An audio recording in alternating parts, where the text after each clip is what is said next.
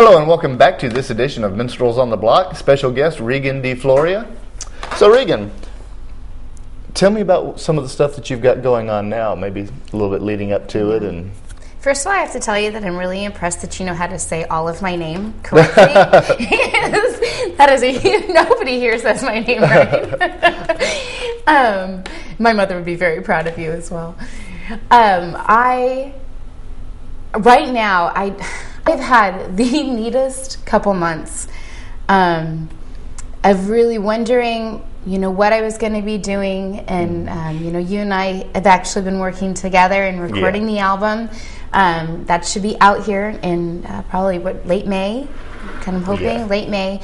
It's going to be called Real Thick Soup.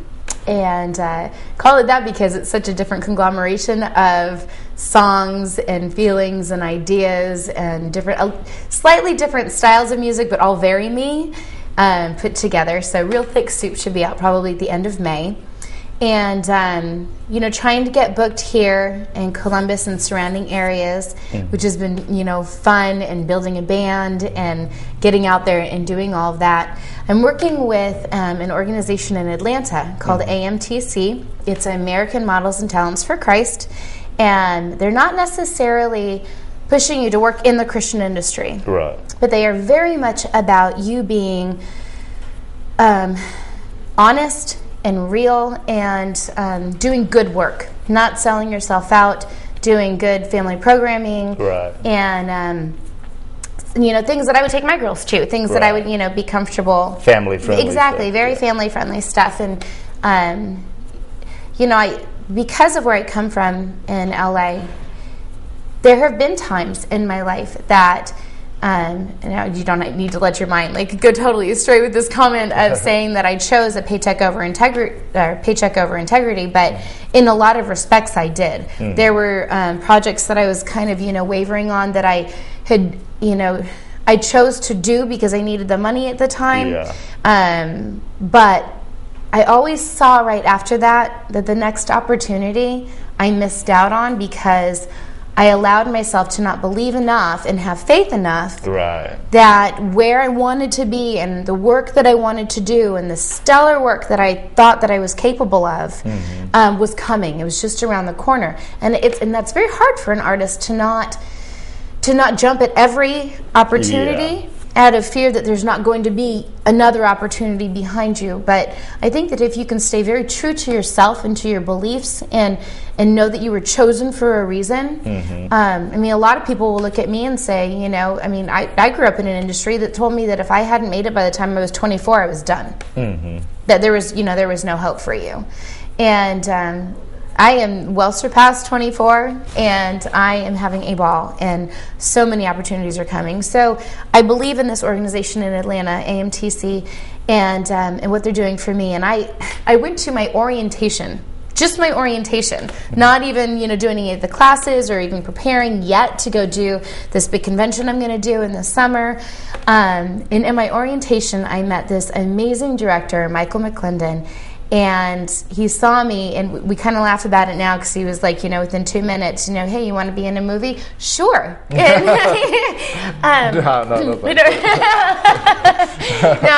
sorry, no, I don't. And after that, that was on a Sunday, and on Wednesday, I was in a full cast reading for this film. The movie is called The Georgia Justice Movie. It's a true story set in Georgia. An amazing woman, Jackie Carpenter. She is the mother of the true story that happened to her son, who was actually, he was on trial for 4 counts of murder. Wow. And I don't want to give away the story, you've got to see it, but it's truly just a faith-based film of, just your struggles and your faiths and having to, not give up and not let yourself, they were trying to tell him to plead guilty. They were trying to, tell her not to hold her Bible. They were trying to, a lot of different things like this. But they were able to fight through all of that and stay true to who they were, which is pretty much exactly what I was just saying in my life. And so the Georgia Justice movie. When I went to the reading, I I knew on the way, I just kept thinking, I was like, you know what, I want to write a song for this. I want to write a song. And I just knew it in my heart that I was going to be given this opportunity. I didn't know why, I just knew that I was. And I got there and I was talking to one of the makeup artists, and she ended up saying, yeah, they are submitting songs, or at least they had been, and so I didn't know that they still were.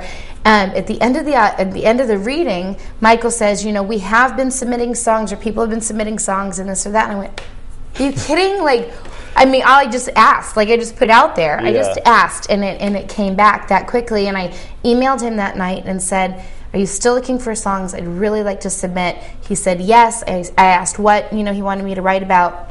And I was able to submit 2 songs, which we worked on together, and brilliantly just, you know, got him out there. And I kept telling you, didn't I? I kept saying, I know this is the song. I know this is the song. And I think having the knowledge of the film definitely helped me in that, because it was very, very personal to the movie. But then, too, I knew where it was supposed to be in the movie, just exactly where it was supposed to be. And we kept saying, you know, well, even if it's somewhere else, at least it'll get chosen. Or, you know, but I just knew in my heart. And so I sent him in, and the day before my birthday, I think it was, I got the phone call that they had chosen my song for the film and for the theme song of the film. So, yes! Very excited. So not only are we doing the album, but we're playing out here.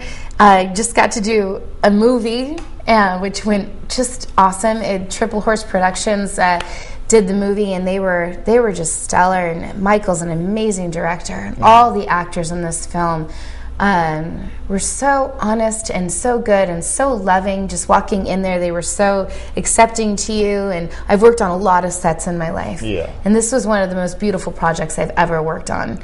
Just for what they gave me, they accepted me as soon as I walked on the set, and what they gave me back was just amazing. So that, and then the songs for the movie, which we're going to be going into the studio to do, and I mean, really, what more can you ask for in a couple months? Yes, I live in Columbus, Georgia. Proud to say. So tell me a little bit about where you would like to see your career go from here. What are your goals? My goal in the next year is to get a writing contract. The reason I want to get a writing contract is, like I said, I'm a single mom. And I feel like that is a gift that I've been given to write. And I feel like if I could have that stability for my kids, then I'd really be able to spend the time with them that I want to spend while doing what I feel, you know, I was called to do. And that gives you the freedom as well to be able to be a performer. If I'm just a performer, then I'm kind of pushing that side of my life. But they are the center of my life, and everything I have to do now, I have to know that I'll be taking care of them and raising them and making them the best. And I want them to have the same experiences that I did. Like, I was so unbelievably, you know, blessed as a child to see the world and meet people, and I want to give them that same opportunity. So this next year, I'm really focusing on trying to get a writing contract. I'd like to still keep performing. I'd still like to, you know, start pursuing my acting career again, even locally at, you know, the Springer or, you know, the Civic Center here, just different places around town. There's a couple really great, I can't remember the names of them right now, black box theaters that have been opened up here locally in town that I would love to get involved with those companies. But then still, you know, work in the film industry in Atlanta and keep doing that so that I can realistically get back to theater as well. Because I don't want to give that part of my life up. And so I do think where I went through a period of my life thinking it's done. I'm not going to be able to. There's, you know, a good 10 years of my life I was very held back. And told that I wasn't good enough, or told, you know, that I couldn't, it was too late for me, or I didn't look a certain way, or I didn't sound a certain way, or you know, I didn't have long enough in my life to become stellar. And now I don't believe that anymore. Now I believe that I'm exactly where I'm supposed to be right now, with the knowledge and with the stamina and with the acceptance of myself and the drive. And I have a whole lot to live for, and I have a whole lot of little people to You know what I mean? To Yeah. live for and be the best that I can be, so that they see every step of the way that I never gave up on my dreams. Right. Didn't give up on who I was. I believed in what I was created to do. And if I can give that gift to my children, I know I succeeded. Yes, totally. So, Check out another of Regan's songs. We'll be right back after this. I hope you like this. It's called It Takes Time.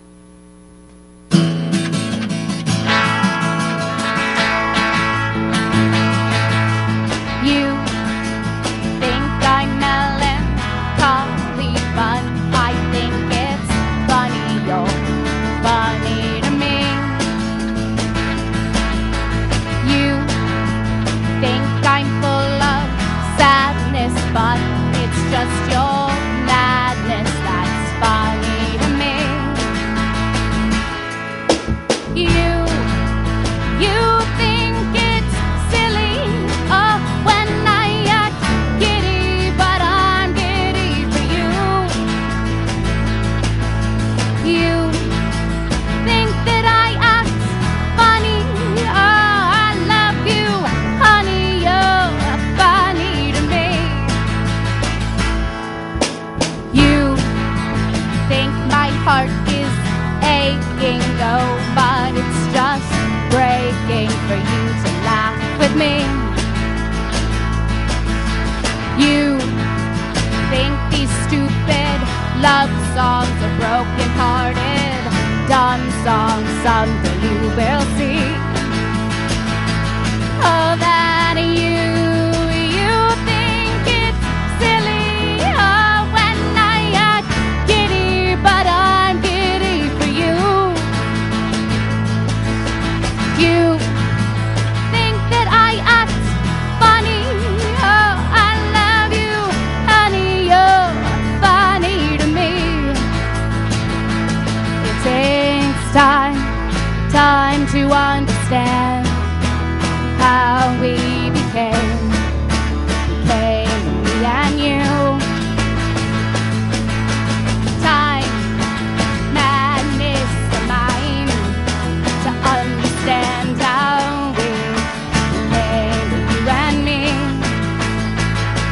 Oh yes, you think it's silly, oh, when I act giddy, but I'm giddy for you. You think that I act funny, oh, I love you, honey, you're funny to me. It takes time to understand how we became me and you. Time, madness of mine, to understand how we became you and me. Oh yes, you think it's silly, oh, when I act giddy, but I'm giddy for you. You think that I act funny, oh, I love you, honey, you're funny to me. It takes time, yes, it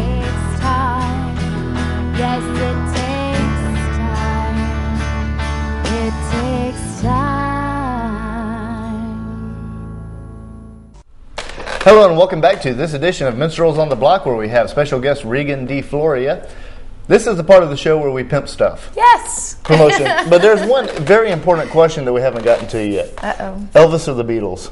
Elvis or the Beatles? The Beatles? Can I like both? Rock on. Thank you very much. Well, I will say that my parents weren't into either of them, so I never grew up hearing either. But I was totally in love with Elvis. In fact, I had an aquamarine and pink room decked out with Elvis pictures everywhere when I was Awesome. little. But then in the last couple of years, I actually got really into the Beatles when Across the Universe came out. And then, in fact, I mean, I don't do a lot of covers. Right. I mean, really any at all, unless I make them completely my own. But the Beatles music is the music that I would like to that I love. I love the heart of it, and I love. I would like to cover those songs. So I definitely love both. Let's tell everybody about. Let's condense everything that you've got coming up for line by line. What do you have that you want people to know about that you have upcoming? Where can people find you? Well, I do have a Facebook page, like everyone else. It is Regan, Regan D Floria, like Gloria with an F. And we'll put it along the bottom of the screen down there. When you go to that, just ask to be my friend. I will friend you, and on there I will be putting together my Reverb Nation page. There's a couple other things that I'll be doing, but I will list those and continuously do that. Like anything that I work on, I promote big time on my Facebook page. So I want to, like I said, hopefully have the Reverb Nation. I think there's a couple other different sites like that I'd like to get everything up on. The album, Real Thick Soup, should be complete and hopefully out, which again I will put on Reverb Nation and iTunes and everything to be able to buy. And that should happen at the end of May. Cool. The movie just finished filming at the end of March, so that should be out, I think, by the summer. I'm not sure. It usually takes about 6 months, editing it. You never know with something like that. But as soon as that comes out, and again, it's called the Georgia Justice movie. And when that comes out, I will blow everything up in support of this. I mean, I actually just have such a small part in this film. Michael's been so gracious to me to say, even though it's a small speaking role, you were a huge part of this film. Right. In fact, they needed extras. And we have a couple friends, in fact, here, Trip Wrigley and Joe Strings. Right. They went and they were extras in the prisoner scenes. Yeah, they were convicts. Yeah, not only that, but Trip ended up getting a credit because he gave them so much information to keep it very real and very honest. Wow. So he ended up getting for being like the prison guru. Rock on, Trip. So they both worked on this, which was, pretty darn cool. And then I actually, when I was filming in Carrollton, a few of the extras didn't show up for the jury. And I was leaving, and I ended up asking the second assistant director, I was like, well, do you need my help? His name's Greg, and I ended up running out in town in my flip-flops and finding people to be to be in the jury of the film. Wow. So I think Michael said, you might have just had a small speaking role, but you were, from the song, and just wanting it to be, to be as involved as I could possibly be. Awesome. So Georgia Justice movie should be out here, hopefully soon. Again, I love to be your friend on Facebook, so definitely ask me to be your friend, and I'll open it up that way. And I'm probably going to be starting a whole music page as well in the next 2 months. Cool. So, and I want that to be really good, good shots of us performing and recording and everybody that's involved. I am definitely one who, because I've been so blessed by people, I want everybody to be involved in that with me. Right. So when I do my Facebook page or my music page, it's not going to be just my page. I want to show everybody that was instrumental in making those things happen, because you can't do anything without those people. True. Anyone who doesn't give people the respect for helping you get to where you're at, they shouldn't be there, because if you don't have that backing of people following you, if they leave you, you can fall like that. You're not going anywhere. So I definitely want to, and that's, with Real Thick Soup too, that's kind of the whole thing. The whole inside of the album is going to be candid shots and great shots of the recording process of our live shows, of every person, whether you came in and played the triangle on the album, your picture will be in it. I've got the triangle. The egg shaker. A couple of questions I'd like to ask. What do you think, especially with your background, what do you think of the local music scene in Columbus, Phoenix City area? Oh, unbelievable. Really, the amount of, we kind of talked about it before, just the variety of artists, the different styles of music, all the original music that there is. Rusty, you and I have talked about before, the fact that you want to start a project to bring different, artists together to play to, each other's music. And because of that conversation, I was just telling Brian at practice on Tuesday that something that I want to do, a project that I'm starting along with that idea, is to write specifically like a ghostwriter for my friends. Not even, you don't ever have to even say that it's my song. You know, I mean, if, you know, maintain rights, obviously, or, you know, just, you know, protect yourself that way. But if you can think about your friend, think about their life and how you know, how you would like to see them perform something, and then start writing specifically just for different people. I mean, that gives you an opportunity to be a better artist, to write differently, and then gives other people different songs. And then hopefully, and honestly, I have to say, Rusty, it's because you did that. Like, you kind of gave me that idea that I want other people to start doing that. I'd love to sing other people's songs. I'd like to take a song that you do, you know what I mean? Like rock on, or, you know, rock on. If I can take something like that and even make it my own, if, you know, and I don't think that we should be so protective. I mean, as an artist, especially as a musician, it's very difficult. It is very difficult to write a song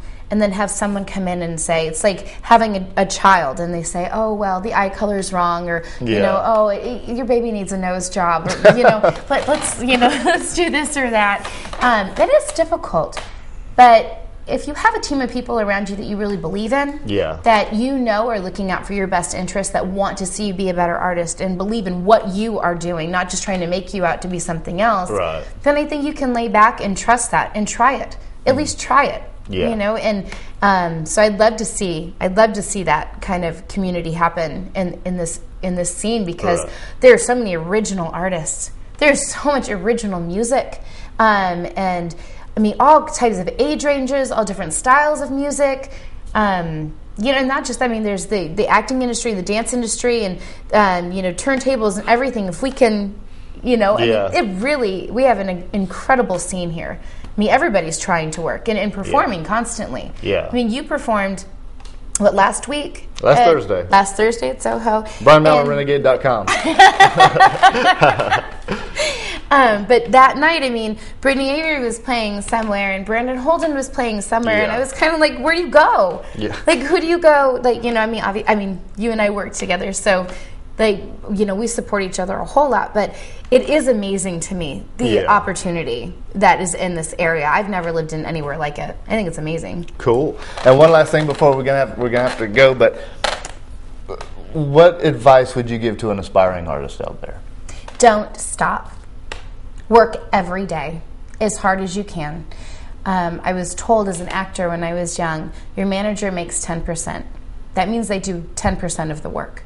That means that you have to pick up the paper. You have to call your venues. You write every day. I don't believe in writer's block. If you have writer's block, that means that you need to be writing everything. Whether it's terrible or not, just don't stop. Write and write and write and write and write, because one out of every 10 songs that you write, that's going to be your stellar song. So you love everyone. Be respectful. Say hi to every person when you walk into a room, especially if it's a project like this. I mean, there's not one person that you see that you shouldn't smile and say thank you to. On your way in and on your way out, you should know everybody's name. You have to give your heart if you want people to invest in you, invest in what you're doing. And I think, don't give up. Excellent. Be who you are. Well, Regan, it's wonderful to have you on the show. You. I appreciate you coming in. And hope you've gotten a lot out of this episode. There's a lot in this episode, a lot of information, so you might have to watch it 2 or 3 times. But, yes, you should. Hope to see you next week. I'm Brian Mallard, your host for Minstrels on the Block, and we'll close with another of Regan's songs. This song is called He Told Her, and it's dedicated to all the heroes that are out there fighting for our freedom every day, for my little girls who support their dad, and for our friend Steve Ganjewski, who lost his life.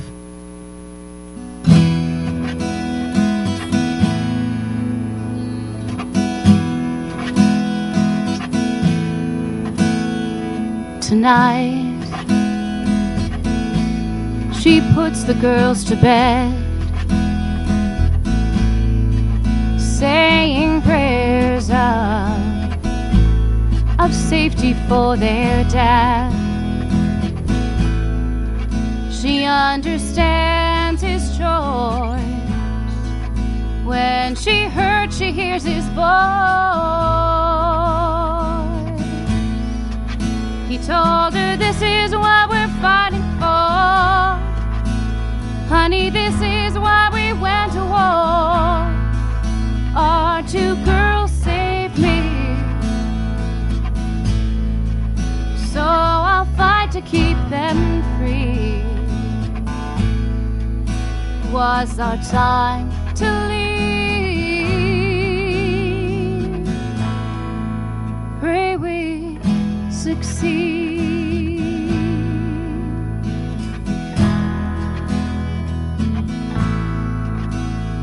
Tonight she'll lay awake in bed, saying prayers for her girls who miss their dad. She knows it's been too long. She asks the Lord to make her strong. He told her, this is what we're fighting for. Honey, this is why we went to war. Our two girls saved me, so I'll fight to keep them free. He told her, this is what we're fighting for. This is why we went to war. Our two girls saved me, so I'll fight to keep them free. Was our time to leave. Pray we succeed.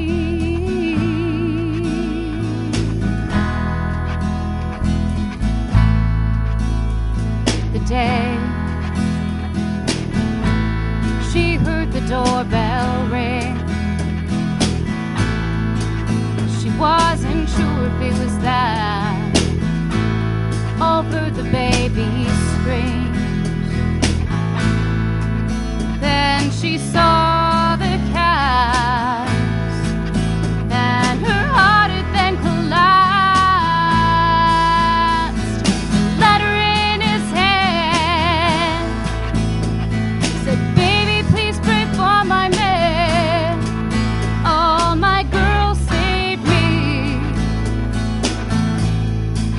so I fought to keep you free. It was my time to leave. It was my time to leave. My time